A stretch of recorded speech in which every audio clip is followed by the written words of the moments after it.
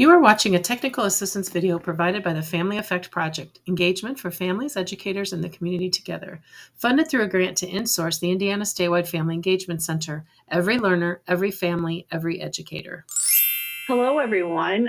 Thank you for joining this webinar. I'm really excited to talk to you all today about a very special form of family engagement called a SEPAC. I'm Mendy with Cool Abilities, and in partnership with InSource, I'm here to present this information to you today. I'm going to go ahead and share my slides now. So today we're going to talk about vision to action, family engagement, and school partnerships with SEPAC. Hello, I'm Mendy. I am the parent lead of a SEPAC in the Westfield School District in Indiana. A little bit about me. I am an occupational therapist. I am married with two wonderful boys and a wonderful husband. And these guys are really my why behind how I started on this journey of family engagement through a SEPAC model. So I launched a SEPAC with my school district back in 2022, and we've been going strong ever since.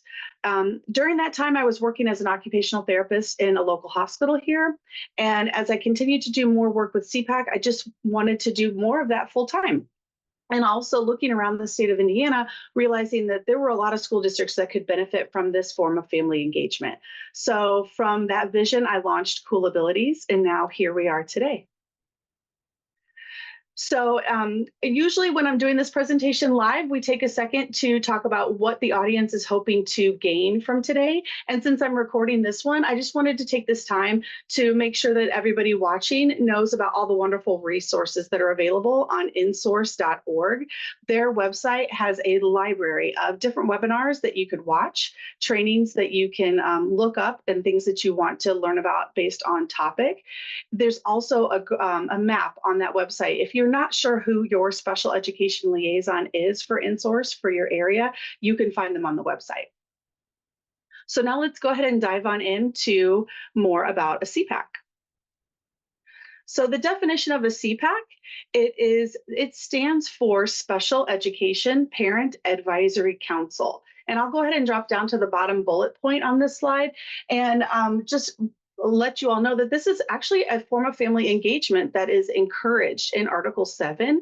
So if you were to scan that QR code for Article 7, you could read that language where it talks about that. A SEPAC is a parent-driven group.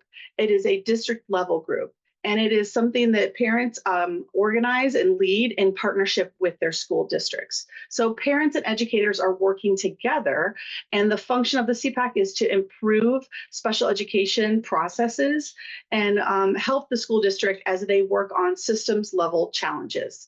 The SEPAC, the A stands for advisory, and advisory means that the council, parent-driven and collaborative with the educators together, can make recommendations to the school district and provide guidance on how to improve whatever they're working on. So a SEPAC is a proactive form of family engagement in special education, and it's a really great group that can help the entire school district and all of the parents that and students that are in special education to deepen their partnership and their collaboration with their school team. You can shift the culture and transform relationships within the special education program and the parents through this type of family engagement process. And it really does elevate the parents' engagement and their role in the case conference team. So parents are more equipped to individually help their case conference team support the students. And ultimately, what can happen in a district too with the SEPAC is that it will over time reduce disputes, because things that come up that are issues and concerns from parents can be resolved early at a local level, and a lot of times through the SEPAC or through the guidance of the SEPAC. So I want to share a couple of success stories with you about SEPACs that are operating in the state of Indiana right now. This first success story is an example of a SEPAC in a suburban school district where the special education services are all housed within district. This district size is about 9,000 students spread across 10 buildings. And about 15% of those students have special education programs. So this council began back in 2022. It's entering its fourth academic year now. The big wins that the SEPAC has seen over those 4 years are supporting families, teachers, and students directly. So helping with those individual concerns, guiding the parents and the teachers to through information, through coaching on conversations to help handle little individual things, but then also keeping track of those things so that we can help shape policy and systems systemically. So some of the shaping of systems and policy wins include this CPAC has developed a data collection system where they can keep track of parent concerns as well as things that parents want to recognize teachers for. Also, they have worked on inclusive counselor assignments in the high school, just shifting those counselors to be to have more ability to help students. Not just 1 or 2 counselors can help students with special education programs, but really all of them could. So that was a big win that the CPAC has helped the district work on. And then also giving partnership and input on redistricting and with special programs. So this is a growing district where they're working on adding buildings and redistricting and shifting where students go to school in different buildings. And then they are also then looking at where does the continuum of services need to be. The special programs that you see on that continuum, like life skills and FAP and things like that. And then another big win for this CPAC has been strengthening community engagement. So in this community, there's been partnerships between the CPAC and their local government through a Mayor's Council on Disabilities. There's also been good presence for CPAC at school community events that are going on in that area. And then also this CPAC has started to create some of their own events, like an inclusion movie night. So just a little example of a suburban CPAC and some of the wins that they have had. My second success story to share with you today is about a CPAC in a cooperative. So a cooperative is the special education services are spread across a few districts based on the geography of the area. So this particular CPAC operates in a co-op that has 8 separate school districts sharing the special education services. This CPAC is also entering its 4th year. So the big wins for this CPAC have been over those 4 years, creating a strong structure. So there's a diverse group of parents that are leading the CPAC across all the districts. These parents serve as liaisons. So they are helping parents individually with their concerns in their district, and then they are also sharing those concerns with their CPAC to work on issues that might be impacting the entire cooperative across all districts. So it's a little bit of a different model, but very similar in the process. This CPAC has established a really strong collaborative credibility with their administration. They have been positioned truly as partners, and they are influencing policy and practices for this co-op in a really positive way, bringing that parent voice, helping the co-op administration with things that they are working on. This CPAC also has utilized the community to help bring more parents into the process. So launching and hosting community events on a variety of special education topics, really utilizing InSource for a lot of those events, and then also putting some of those events on themselves. Slide decks and newsletters are preserved on their website, which is a wonderful thing for parents that aren't able to be at the events. They can go back and get the information later. So usually in the presentation, I take a pause and questions here. So this is a great time for you to just pause and think about what else you would like to know about a CPAC.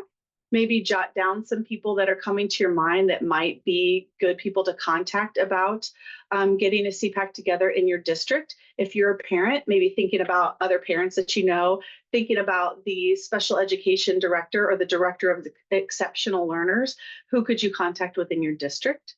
If you're a district administrator, think about some of those parents that you already know that show up to their case conference teams prepared, engaged, and they handle conflict and concerns positively, working well with their team. These might be some great parents that you think about talking to about a CPAC in your district.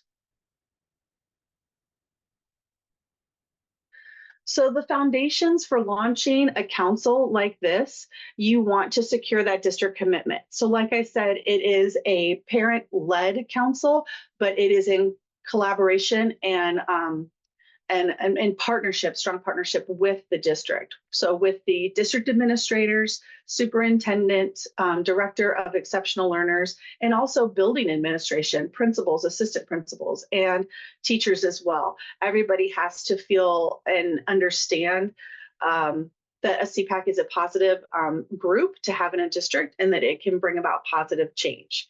So once you've really secured that district commitment, think about the establishing a strong council structure. So a parent lead and or co-lead, depending on the size, and other parts of a council are important. So like somebody who could take minutes at a meeting, maybe somebody that is really good at promoting and communicating, and then having representation on the council from all of the buildings in your district so that all parent voices can be heard and listened to. From there, you can identify roster positions. So it's really great just to go ahead and look at all the buildings in your district and think about who is the parent and also who is a teacher that might like to serve in the CPAC, so that you are getting a really robust roster that has parent voice, parent lead, but that input and that partnership from school. And the special education teachers and even gen ed teachers hold a ton of great information that when they come to a council meeting, it makes the conversations when you start to solve problems really fruitful. You want to then determine a direction for your CPAC. So set a vision and a mission. What do you want the CPAC to be known for? And what do you want to do with your CPAC? A big part of a CPAC is collecting parent input so that you can determine if there are systemic concerns that are happening out in the district. So think about how you might want to do that. Sometimes people will start their CPAC by putting a survey out to parents to gather that initial input. And from there, you can set some goals. Setting 1 or 2 goals per year is about right for a council to be able to work on, because we're all busy working parents and working teachers, and the parents that are serving on the CPAC are volunteering their time. So a little bit more about collecting parent input. The Advocacy and Action Guide, which is also the QR code that I had on that initial slide when I talked about that CPAC is written into Article 7. The Advocacy and Action Guide is a national guide that helps school districts create their CPACs. It gives a lot of great information, and one of the members of InSource was one of the people that gave input into that guide, along with several other people across the country that serve in their parent training centers. So the Advocacy and Action Guide talks about parent input as simply information. You can get it from a variety of sources like letters, proposals, comments, Facebook posts can be information, any way that you can get information from that are on the parents' minds. And then other more formal forms include like data forms that we send out or that we collect information from when we're having conversations with parents. Sometimes CPACs and district administration might have listening sessions where they gather parents together, invite them to a space to talk about things that are on their mind. So all of these are great ways that you can collect parent input.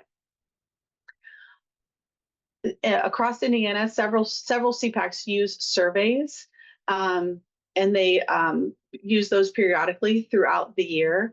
And then data forms are also used as well.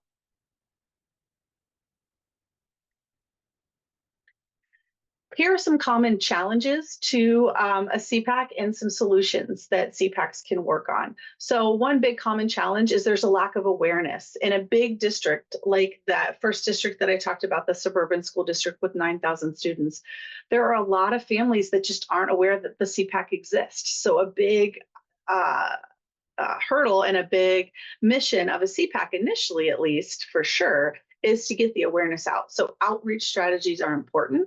A lot of CPACs around Indiana utilize Facebook. They also utilize the communication channels through their school district, like newsletters, email blasts. Teachers of record can send physical flyers home, and school districts oftentimes will also have a printed flyer at the IEP table. So when parents are coming in for IEP meetings, they can get that flyer and learn about CPAC that way. Another common challenge is that the parents serving on the CPAC may experience burnout. We're all busy. Many of us have children that have a lot of needs, outpatient therapies, medical appointments, and things like that. So it's important to have a deep bench, as we say, and have rotation in leadership and council members. So, council members, you can determine for yourselves how long would you serve on CPAC. Maybe you would set that as like a 2-year thing, or maybe you just set it as that parent just lets you know when they aren't going to be able to serve, and you have somebody that would be ready to step up into that role. These are all things that you guys can decide as you're creating the structure of your CPAC. Something else that can happen is that there's district hesitation. So when parents are getting together and thinking, oh, I'd love to form a CPAC, and they're coming to their administration, sometimes administration may not know what a CPAC is right away. There might be some hesitation. A really great solution is to align your CPAC mission with district goals. So getting to understand what are things that your district is working on. So reading the district newsletter, attending school board meetings, having meetings with your director of exceptional learners and or superintendent to talk about it. And sometimes it takes a few conversations. There are many resources in Indiana to help parents in school districts understand CPAC. This webinar is one of them. InSource champions CPAC, and you can always reach out to your InSource liaison. And then me as well. I launched Cool Abilities in part to help school districts and parents start CPACs. So there are many resources to help people understand what the concept is, and that might reduce that hesitation moving forward. So some very practical first steps that you can start when you want to create a CPAC is to start small. Create a group of parents and teachers that are interested in something like this. You could possibly create a parent interest survey to send out, or you can go to your building. If you're a district administrator, you can go to your building principals, your teacher of records, and ask them who are the parents that they know that might do a great job serving in this role. If you're a parent, you can reach out to your district administrator. You could also start with your teacher of record and just get some people together and start talking about it. There are many tools to help you start in your planning. Like I had mentioned, the Advocacy in Action Guide. You can simply type that into Google, or there is the QR code at the beginning of this presentation for the National Advocacy in Action Guide. There are also templates, webinars, communication samples that are available to you when you reach out to InSource or to me with Cool Abilities. And then another great first practical step is to join the Indiana CPAC Collaborative. So that is a group of CPACs operating around the state. There are 15 of them right now. I'm recording this at the end of October in 2025. And there are CPACs that are operating across the state that we come together quarterly to connect through the Indiana CPAC Collaborative. So that collaborative is facilitated by me with Cool Abilities. It is a group of parent leads that come together quarterly to share information. It's a great opportunity for anyone who's interested in learning about CPAC to jump on those calls, to hear from districts of various sizes and structures. Some have their special education programs directly in-house in district. Others are spread across the co-op. It's also a wonderful way to align with the best practices of what CPACs are doing across the state. And it gives parents and teachers and administrators an opportunity to connect with leaders from InSource, from the Indiana Department of Education, and from other regional and national partners. You never know who the special guest might be on a CPAC call. We are always working on making sure that our leads are well supported, because it is a lot of work, and it's really important and passionate work. So we definitely have to feed ourselves by continuing to share information and keep those fires burning. So for anyone who's interested, it's really for anyone interested in learning more about SEPAC. You get a broader sense of the community of family engagement across the whole state. So this is our current Indiana SEPAC collaborative, 15 councils operating across the district.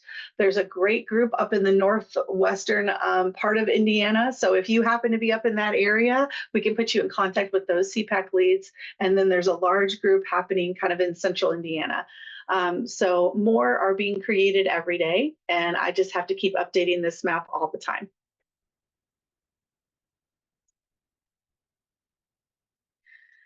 So within the Indiana SEPAC Collaborative, when someone joins it, they do get access to a great toolkit. It has the advocacy and action guide in it, a quick start tip sheet that is actually one page out of that advocacy and action guide that I just find really helpful.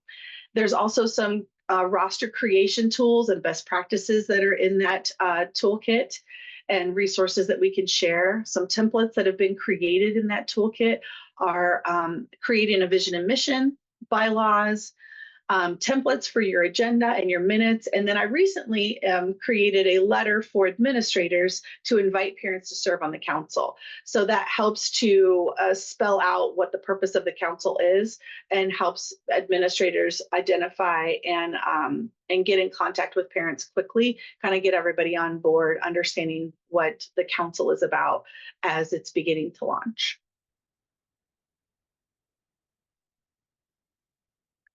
So my call to action for you today is to find that advocacy and action guide, the QR code, or just Google it, or email me if you have trouble finding it, and look through that. Join the Indiana SEPAC Collaborative. You also can just email me, and I can invite you to that very next call. They happen quarterly, so the next one will be in January of 2026. And then they happen every 3 months. Also, another call to action and challenge I have for you is to contact InSource about a complimentary advisory hour for launching a SEPAC in your district with cool abilities. So you can contact me for that or your special education liaison, and the school district will need to request that from InSource in order to get it set up. And then a final call is to save the date for January 14th, 2026. If it's still before that time and you're watching this, for the first full day virtual SEPAC Summit with the Indiana SEPAC Collaborative. It'll be a full day of learning. We'll have some of the local SEPAC leaders leading some topics and presenting. We'll also have some national level speakers that are bringing information to us to help us learn more and continue growing in our SEPAC journey. I'd like to go through just some frequently asked questions that might be on your mind as you have been watching this, and might answer some of those questions and give you some more information. So who can get a SEPAC started? SEPACs are initiated either by parents or by school districts. So it doesn't really matter which way it begins. What matters is that those two groups of people can come together. A SEPAC cannot be a SEPAC without that kind of collaboration. Who has the authority? What authority does a SEPAC have?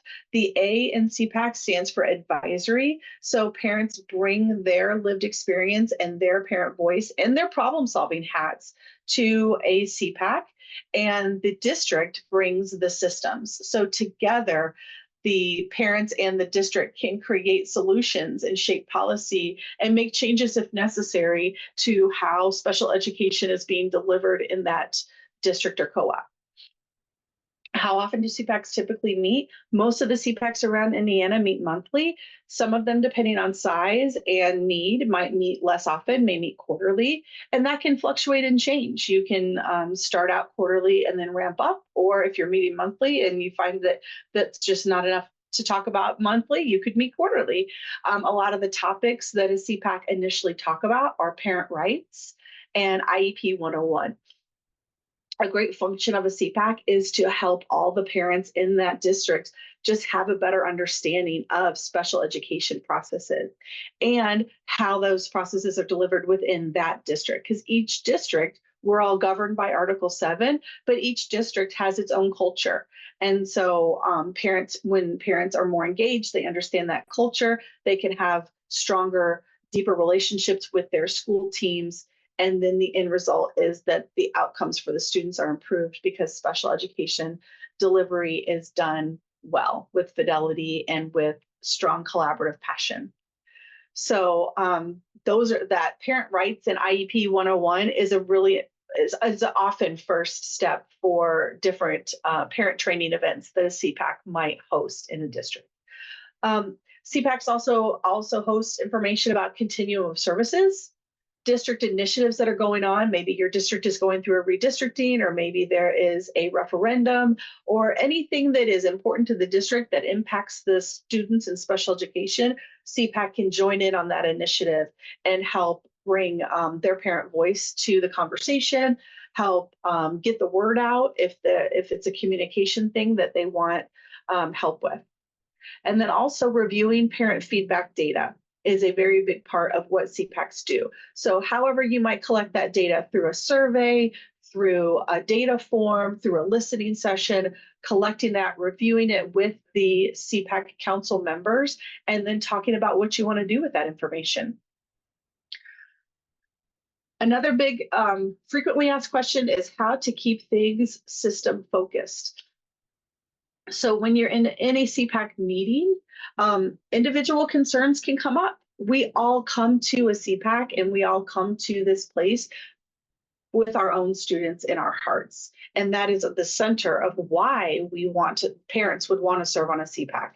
If you ask any parent on a CPAC, it starts with, well, I want to be a better, stronger advocate for my student, and I want to help other parents be able to do that too. So individual concerns, when they come up in a CPAC meeting, are honored and even documented in minutes without using the student information. Obviously, we don't talk about we don't ever share personal information about a student in minutes, because that is protected by FERPA. But those individual concerns are honored and talked about and documented without a name in a concern form. And then from there, that individual concern can be redirected for follow-up. So if it's happening if that concern is being voiced inside a CPAC meeting, you can table that for after the meeting, or if that concern is being shared with a CPAC member, we always help that individual parent redirect and figure out how they can solve their individual concern with their teacher, with their building. And then if you're in a council meeting, that council time is really reserved for what's on the agenda, which is talking about trends that you might be seeing with a group of concerns, patterns, or systemic change that might need to happen from that. So what does feedback look like? So many CPACs use a simple feedback form. Those forms can have options, like a parent can share a concern feedback, or they can share a shout out CPAC. And sharing shout outs and recognizing teachers and staff on a systemic level or on a bigger stage, coming down from the special education director out to the buildings, is a great way to help boost up the teachers that are working so hard every day to serve our students. And then reviewing both of those things regularly, the concerns and the shout outs, helps to identify needs and celebrate staff. So how would a CPAC make sure that it's inclusive? Depending on the needs in your school district, you could have, and the people that want to serve on your school district CPAC, there could be a plan for interpreters and translation services if needed. Sometimes at a CPAC meeting, if you know that somebody is coming that English isn't their first language, they might need an interpreter. You can reach out to resources within the community and within your school district to figure out if there can be somebody that could come.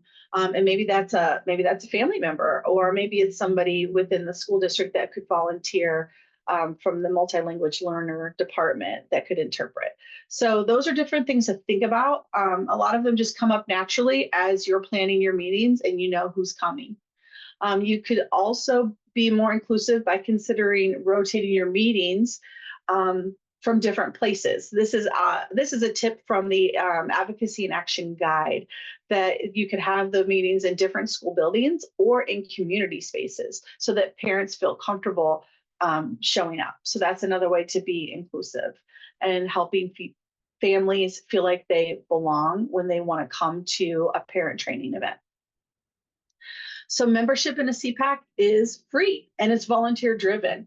A sustainable SEPAC is constantly working on communication, inviting parents to be a part of SEPAC, either by serving on the council, attending the meetings. Even if they're not in a council seat, you could open the meetings to the public, kind of like a school board, and have anybody come to a SEPAC meeting.